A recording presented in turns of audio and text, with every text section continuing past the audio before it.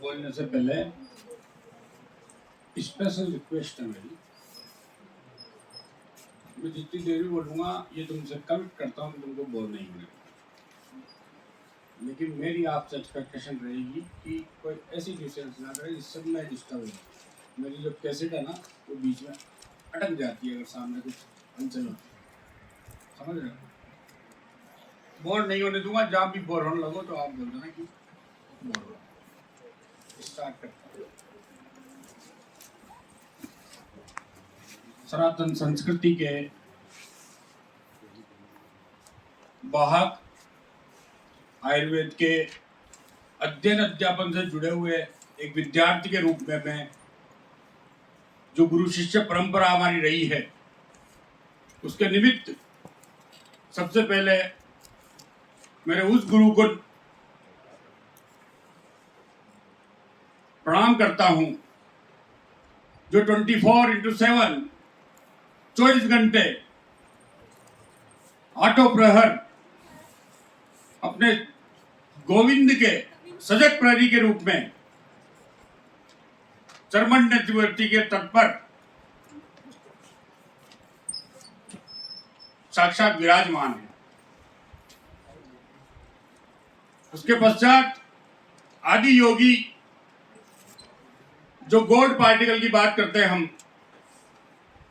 उस भगवान सृष्टिकर्ता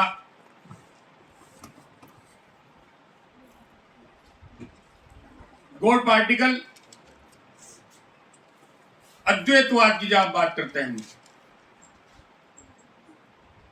अहम ब्रह्मास्मि, इतनी बड़ी सभ्यता जहां में सिखाया जाता है कि अहम ब्रह्मास्मि, केवल एक, पढ़ा होगा ना शायद आपने भी, सत्व आत्मा शरीरम जयत्र में दंडवत है, निर्विकार प्रशस्त आत्मा सत्वभूत गुणेन्द्रिय चैतन्य कारणों नित्य दृष्टा पश्यति ही क्रिया। हम उसी परमात्मा के सब अंश हैं। तो आप पूछ सकते हो मेरे से कि सर मैं क्या हूं? तत्वमसि, तुम भी वही हो जो मैं हूं। उसके पश्चात लौह पुरुष सरदार वल्लभ भाई पटेल की इस धरा को नमन करते हुए, और उससे भी बड़ा साक्षात ऐसे कर्म योगी के गांव में जहां मुझे आने का सौभाग्य मिला, उसके लिए मैं इस सृष्टि को दंडवत प्रणाम करता हूं। मैं जैसे आज यहाँ आया कक्ष में, डॉक्टर मनीष जी चौधरी आपको कुछ बता रहे थे। वो ऐसी बातें बिल्कुल जनरल वे में बता रहे थे जो अमूल्य है, जिनके लिए लोग ऐसी वर्कशॉप में जाने के लिए कई हजारों रुपये फीस देते हैं। तुम बता सकते हो कि वो किसी, जो तुमसे खड़े होके आंखें बंद करवा के कुछ करवा रहे थे, उसका नाम क्या है? किस चीज के लिए उसको बोला जाता है आजकल? सो कॉल्ड, कोई भी बताए कि वो जो क्रिया करवा रहे थे वो कौन सी क्रिया थी? कोई भी आपस में बात करेंगे, मैं भाषण देने नहीं आया है।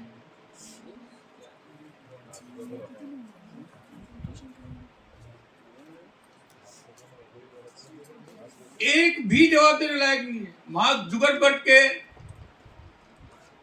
समय में पढ़ रहे हो तुम? बोलो। लॉ ऑफ अट्रैक्शन सुना है आपने नाम?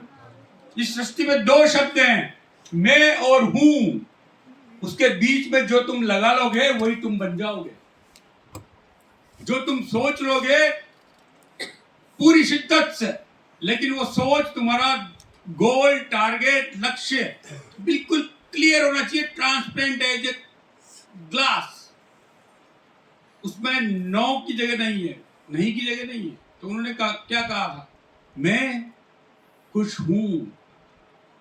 अगर कोई सोच लेगा कि मैं खुश हूं तो वो खुश ही रहेगा, लेकिन पूरे अपने सबकॉन्शियस माइंड से उस लेवल के चेतना के सेवंथ स्तर पर जाकर हमारी वर्ड्स टच होने चाहिए।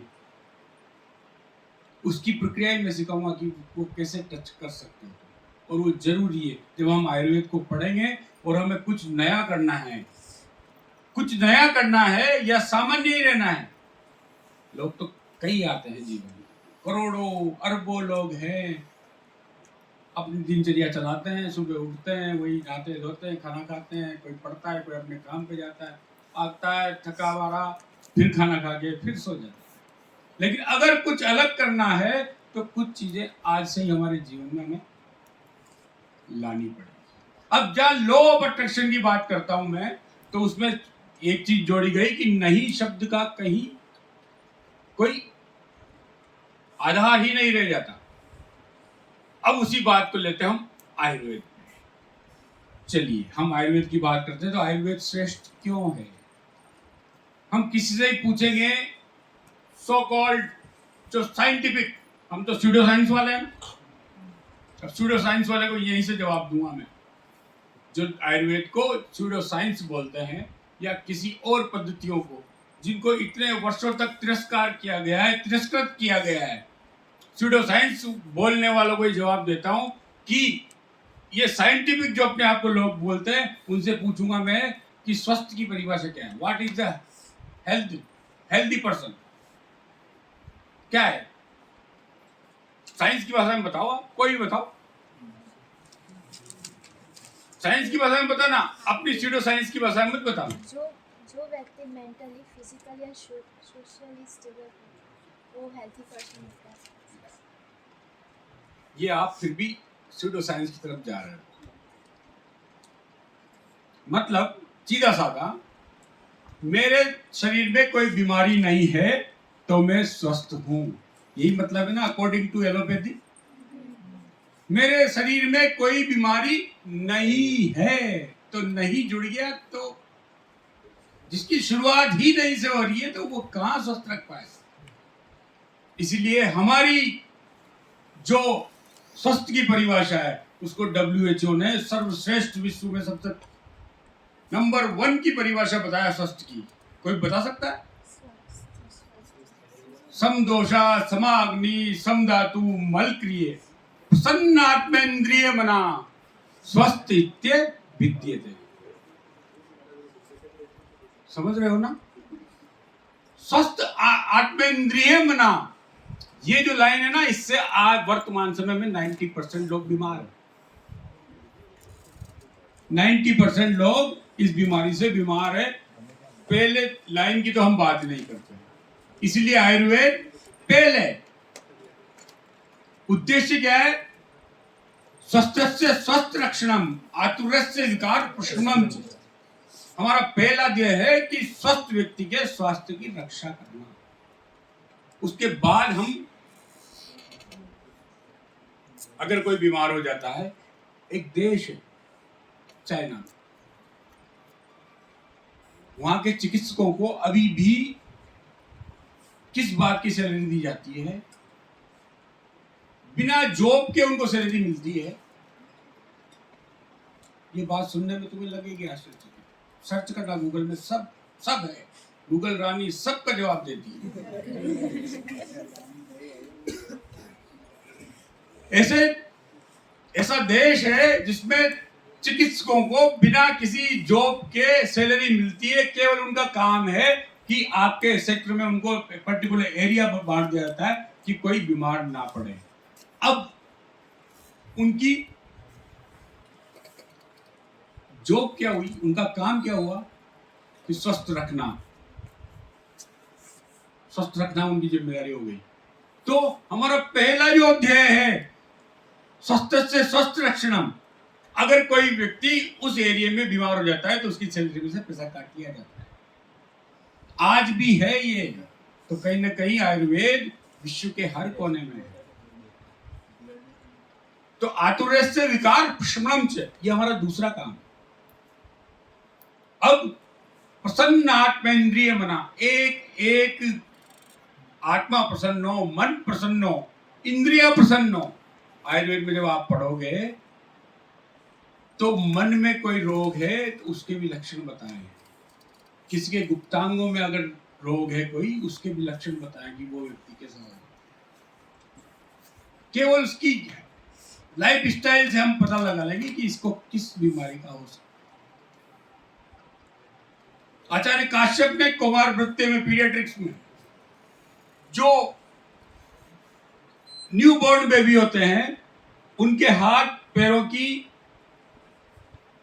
जो हलचल होती है उसके माध्यम से ये बता दिया गया कि इसके प्रॉब्लम कहाँ है। छोटा बच्चा है, बोल तो नहीं पाता, लेकिन जब वो रोता है तो उसकी हरकतों से ये बता देता है। और ये लक्षण पढ़ोगे आप कि इसके पेट में दर्द है, सिर में दर्द है, किस वजह से प्रॉब्लम हो रही है इसको। तो इसलिए आचार्य चरक ने लिख दिया कि जहां जहां भी जो चिकित्सा के योग्य है वो सब यहां है, और जो यहां नहीं है वो कहीं भी नहीं है। ऐसे उत्कृष्ट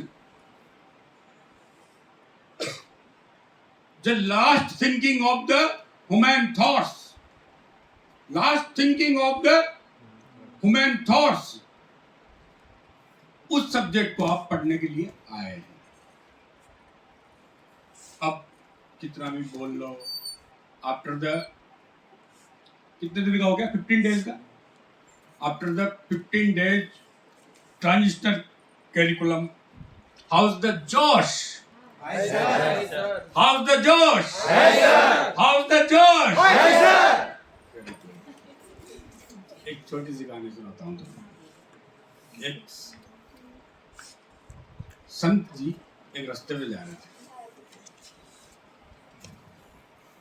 तो एक व्यक्ति एक पत्थर पे कारीगरी का काम कर रहा था। वो छीनी हथौड़ी से काम करते हैं, समझते हो ना, कोई कोई वर्ड हो सकता है आपको समझ में ना। छीनी हथौड़ी से काम कर रहा था, तो संत जी ने पूछ लिया, क्या कर रहे हो जी? कि देख नहीं रहा कि अंधा है क्या, इस पत्थर पे मेरा सिर मार रहा हूं।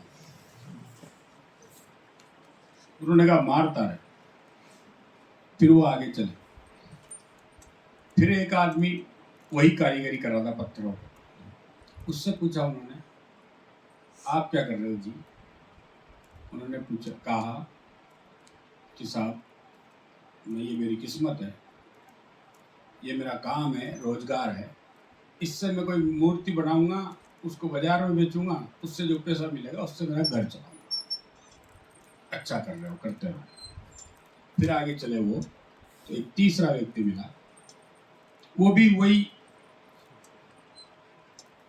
पहले व्यक्ति की नजर में पत्थर से सिर फोड़ रहा था। उनसे उन संत ने पूछा कि आप क्या कर रहे हो जी?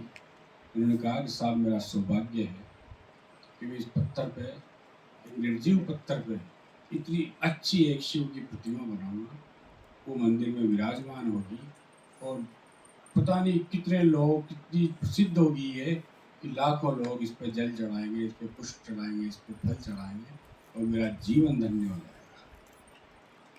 तो काम एक ही है, काम एक ही है, लेकिन अपना नजरिया। तो मेरा कहने का मतलब है कि चाहे तुमने तैयारी किसी के लिए भी की हो, लेकिन जो अब हमको काम मिला है उसको भी पूरी शिद्दत से, अभी तक हमने हमारी स्टेज में भी थे 98, 99 में, एक साल तक उभर नहीं पाए थे कि डॉक्टर बनने आए थे, ये क्या कर राम रामा रामा रामे थी, लेकिन आज याद आता है कि वो कितना महत्वपूर्ण था, जिसके पीछे दुनिया आ रही है, दुनिया आ रही है। ये जितनी भी खोज हो रही है ना, सब कुछ हमारे संहिताओं में लिखी हुई है। एक एक लाइन पर, एक एक शब्द पर अगर आप अकेले अकेले काम करना स्टार्ट कर दोगे तो महेश व्यास सर ने कहा था आपको नोबेल प्राइज मिल जाएगा। ये जितनी भी रिसर्च नाम की दुनिया में चीज चल रही है,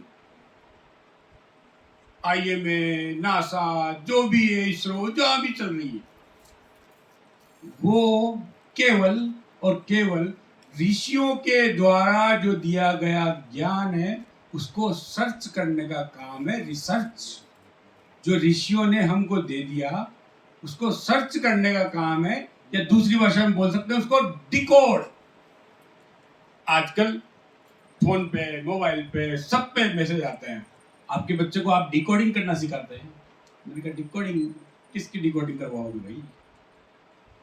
हम हमारे पास जो है उन्हीं की अगर डिकोडिंग कर लेंगे तो हम केवल 25 वर्ष ये देश अगर हमारे पास जो है उसकी डिकोडिंग कर ले, उसकी डिकोडिंग करने में लग जाएगा तो अगले 2500 वर्ष तो मैं कह सकता हूं विश्व गुरु रहेगा।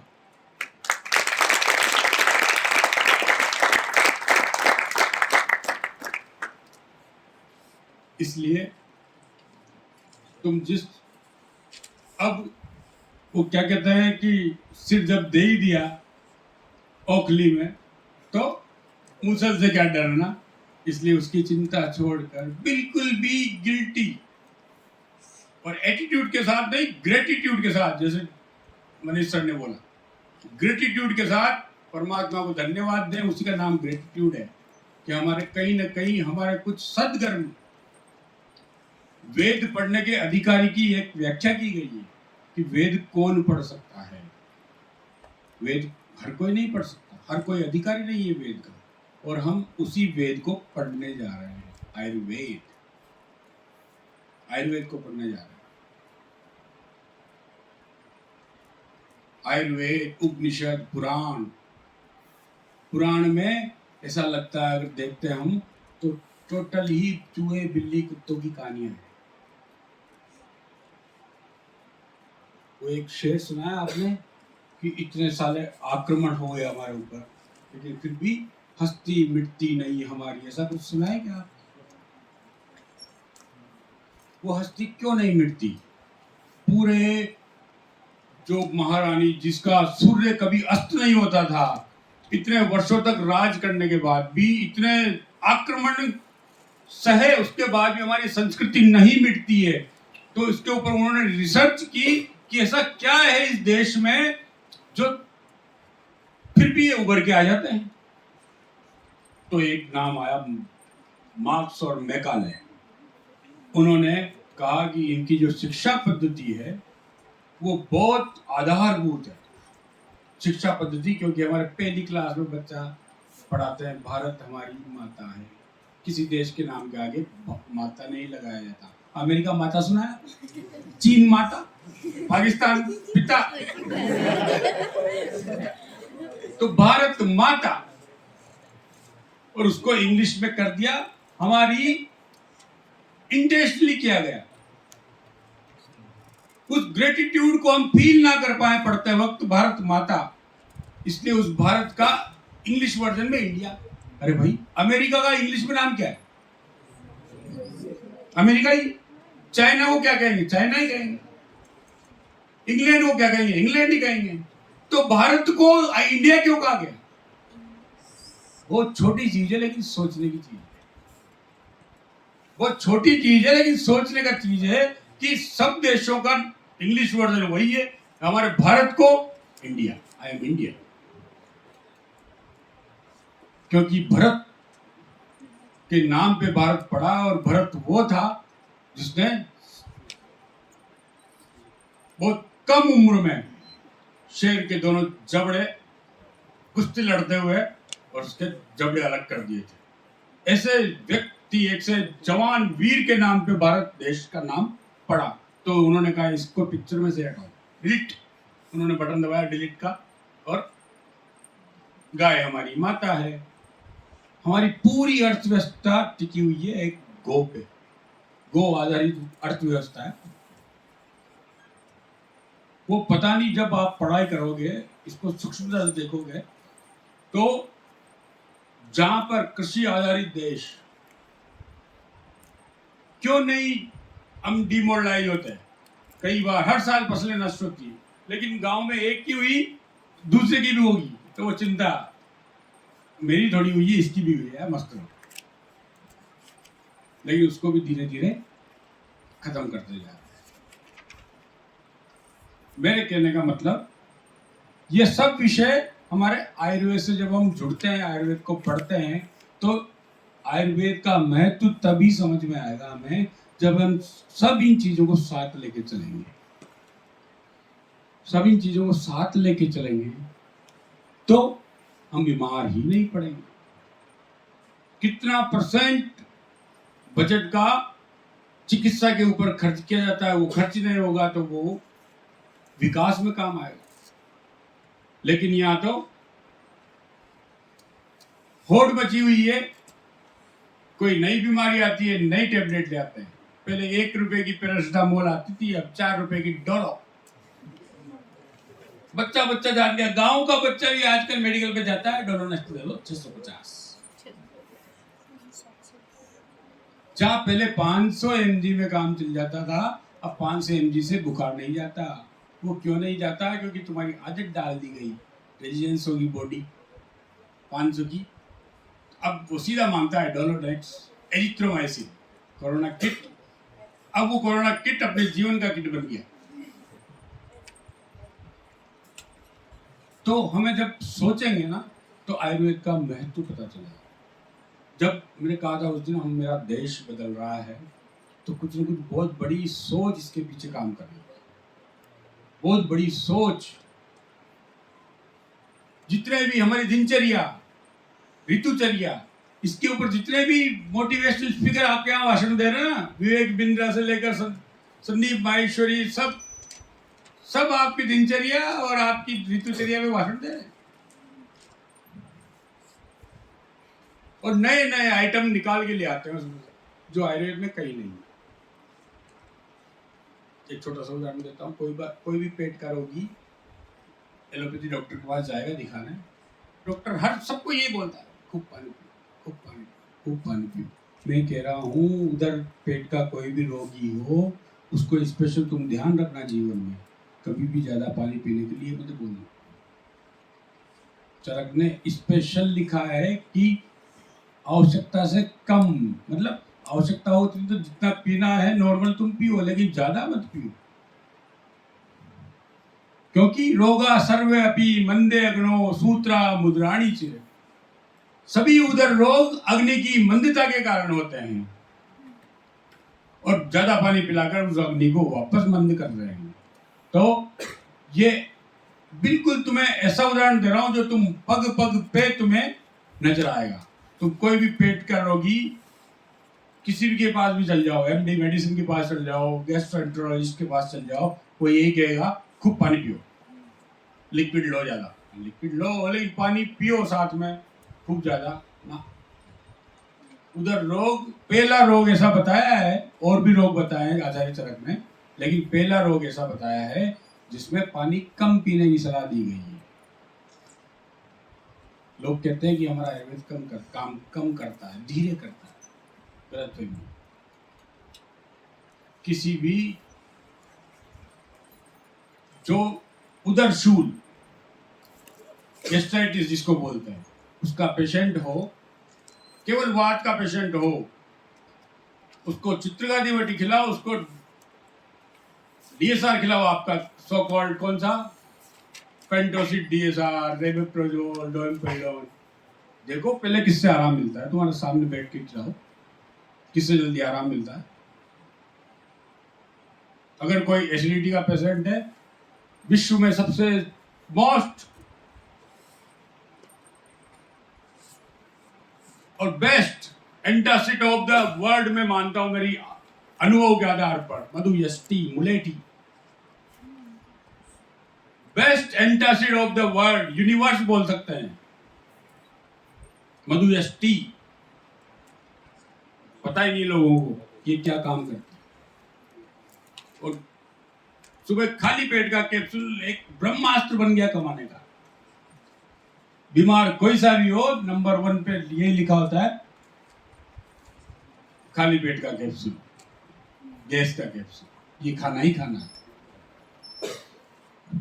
तो ऐसी कई चीजें तुम्हारे ध्यान में आएगी धीरे धीरे धीरे धीरे। अब हम इन चीजों को कैसे पढ़ें? सूत्र रूप में, जैसे तुम पढ़ रहे होंगे, अभी स्टार्ट किया होगा कोई सा भी सूत्र स्थान, तो सूत्र रूप में कई लोगों को दिक्कत आती है, लेकिन धीरे धीरे अभ्यास डालोगे तुम, तो ये जो सूत्र दिए हुए हैं ये बहुत सारभूत सूत्र है, और इनको एक बार याद कर लोगे ना तो कभी भूलोगे नहीं। कोई गाना कभी भूलता है सुनने के बाद? 90s का गाना भी आप साथ में गुनगुना सकते हैं। कोई आरती गाई आपने कभी बचपन में, कोई मंत्र पढ़ा, उसको कभी भूलते हो? भूल भी जाते हो तो एक बार वापस स्ट्राइक कराएगा कोई भी और याद हो जाएगा। वैसे ही आयुर्वेद के जो सूत्र दिए हुए हैं, जो कोटेशन दिए गए हैं, इनको कोटेशन फॉर्म में ही याद करना कुछ ज़्यादा अच्छा रहेगा। कई लोगों को लगेगा कि यार ये याद नहीं होते, लेकिन अल्टीमेटली उसको जाना ही पड़ेगा उसको, अगर इसी फील्ड में सक्सेस होना है तो। अब एक चीज पे बात आती है, कई लोग कहते हैं, और ये हमारे प्रधानमंत्री जी भी कहते हैं, कि आयुर्वेद का नुकसान आयुर्वेद के लोगों ने ही किया है। समझते हो इस बात को? हमको क्यों स्यूडो साइंटिफिक बोलते हैं? कई कई तो बार तो हमें इतना बुरा शब्द झोला अच्छा सुनने को मिलता है, उसका कारण हम ही क्यों हैं, ये मैं आपको उदाहरण देता हूँ।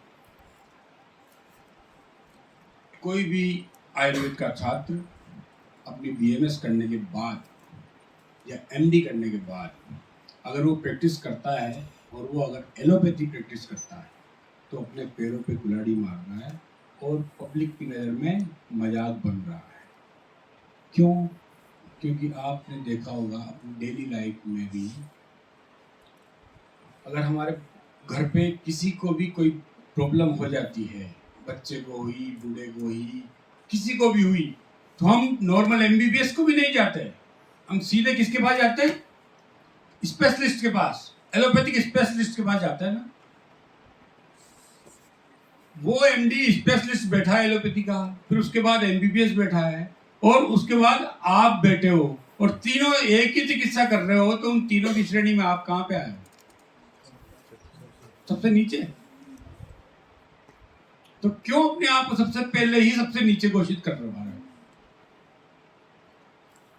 तुम्हारे पास 3 नहीं 1 आएगा, 5 नहीं 1 आएगा, 10 नहीं 1 आएंगे, लेकिन वो एक ही तुमको वो 10 के बराबर दे जाएगा, चिंता मत करो, दे जाएगा तुमको, क्योंकि वो 10 में से जो 1 आएगा, या 10 की जगह 1 आएगा, वो 10 जगह घूम के फिर तुम्हारे पास आएगा, इसलिए वो 10 के बराबर तुमको दे जाएगा। लेकिन तुम्हारा कॉन्फिडेंस होना चाहिए, वैसी तुम्हारी ज्ञान होना चाहिए, वैसी नॉलेज होनी चाहिए। इसलिए अब सब चीजें बता दी होगी, मेरे गुरु लोगों ने सब कुछ बताया इतने 15 दिन के कार्यक्रम में। 2 चीजें स्टार्ट करो अपनी लाइफ में, पढ़ाई के लिए नहीं बोलूंगा, उसके अलावा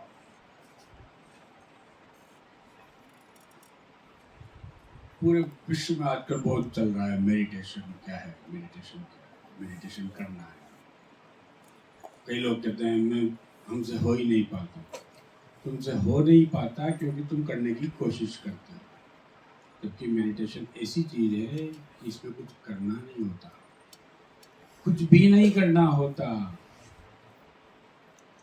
ये एक स्वस्फूर्त क्रिया है कि आंख बंद करके तुम बैठ जाओ, और तुम्हारी जो सांस चल रही है, जो इतनी कीमती है, इसकी कीमत बताने के लिए एक खतरनाक वायरस प्रकृति ने भेजा हमारे पास, कोरोना वायरस। प्रकृति ने भेजा ही कि ये ऐसे नहीं सुधरेंगे, प्रकृति ने भेजा कोरोना।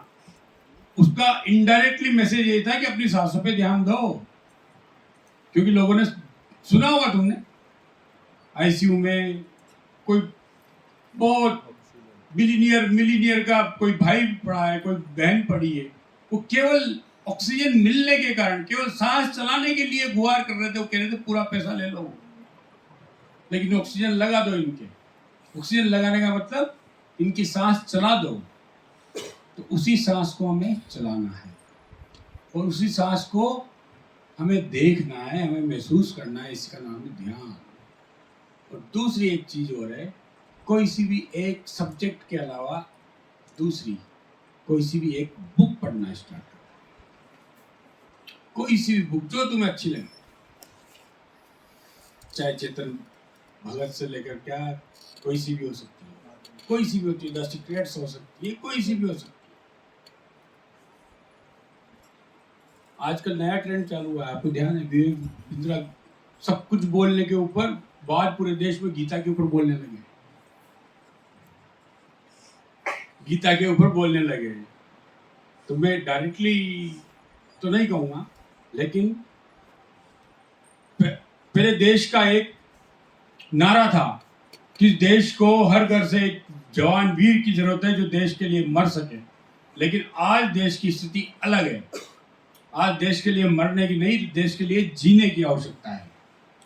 और वैसे ही जैसे पहले कहा जाता था कि हमारे हर घर में रामायण होनी चाहिए, गीता होनी चाहिए, कुरान होनी चाहिए, बाइबल होनी चाहिए, घर में रखने से काम नहीं चलेगा, उनको पढ़ना जरूरी है। लेकिन अभी तक भी हमारी धारणा क्या बनी हुई है, अगर अभी आप रामायण गीता पढ़ने लग जाओगे तो आपके पापा मम्मी शक करने लगेंगे, ये क्या हो गया इसको, ये तो 80 में पढ़ने की चीज है अभी। लेकिन वो धारणा गलत है, क्योंकि गीता का ज्ञान किसने दिया था? कृष्ण ने। किसको दिया था? अर्जुन को। कितने ईयर का था अर्जुन जब? 18 से 20 वर्ष। और जिसको कर्म करना था वो कर्म से विमुख हो रहा था। कर्म से विमुखता से मोड़ने के लिए, कर्म करने के लिए गीता का ज्ञान दिया गया। और फिर हम क्या करते हैं, जब हमारे किसी घर में किसी की लास्ट स्टेज चलती है तो उसके पास में बैठ के गीता सुनने लगते हैं। अरे गीता इसके किस काम की, जाने दो इसको प्यार से। गीता हमारे लिए है, रामायण हमारे लिए है। कॉन्फ्लिक्ट ऑफ द कर्मा, कर्म क्षेत्र, धर्म क्षेत्र, रण क्षेत्र, हमारी डेली लाइफ के हर फील्ड में जब हमारे अंदर प्रश्न उठता है कि मुझे क्या करना चाहिए, उसका जवाब देगी गीता, उसका जवाब देगी रामायण। जो आजकल सारे घर घर में, हर घर में छोटी छोटी बात पर लड़ाई झगड़े चल रहे हैं, उनको मिटाने के लिए जवाब देगी रामायण। ये हमें पढ़नी चाहिए। और अभी ये ना पढ़ो तो और भी कोई बुक, लेकिन एक बुक हमेशा ध्यान रखना। और आजकल तो बुक लाने की जरूरत नहीं है, कुकू एफएम सब बोलता है, जो बोलोगे वो सब कुकू एफएम पे। डेली सुनो, सोते वक्त लगा लो, 10 मिनट सुन लो, कहीं भी, कैसे भी, कोई सी जो तुम्हारी इच्छा हो वो।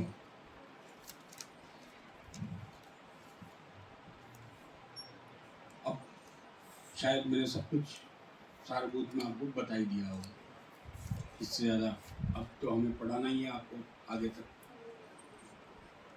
तो डेली मिलेंगे, ठीक है ना। लेकिन आज तो बोर नहीं हुए ना।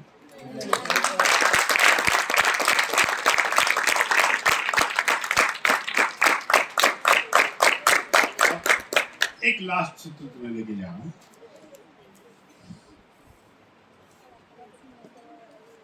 जैसे अभी कुछ दिन आए थे सर, महेश व्यास सर ने बोला था, तो या द्विवेदी सर आए थे। मूल मंत्र दे रहा हूँ, बहुत जो मेरा अनुभव है उसके आधार पर। अभी भी कोई फिट, अभी खुद के ऊपर काम करने का। चक्रों के बारे में सुना आपने? बॉडी में चक्र होते हैं, कुंडलिनी चक्र सुना है? कौन बता सकता है कि हाँ इतने चक्र होते हैं और ये यहाँ होता है? बताइए, कोई भी कोई भी कोई भी जवाब देना पड़ेगा किसी को भी, बताइए। चलो फर्स्ट चक्र का नाम बता दो।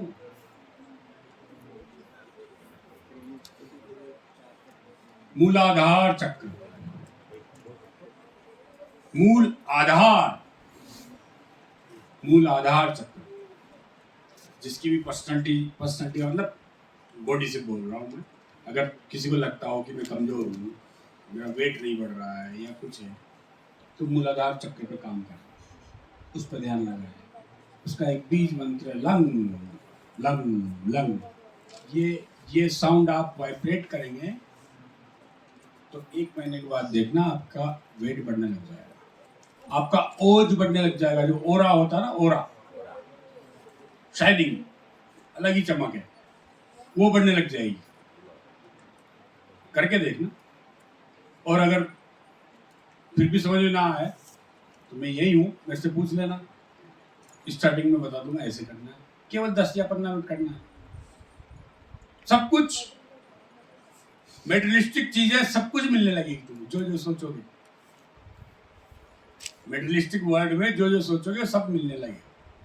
अभी स्पिरिचुअल की बात नहीं करूँगा, केवल अभी तो मेटेरियलिस्टिक का जमाना है, सबसे अच्छा टाइम है आपका, और ये टाइम हमेशा याद रहने वाला है, ये ध्यान रखना। इसलिए फुली एंजॉय के साथ रहो, मस्ती से रहो, मस्ती से पढ़ो, और जिस उद्देश्य के लेकर हम आए हैं उसको पूरा करो।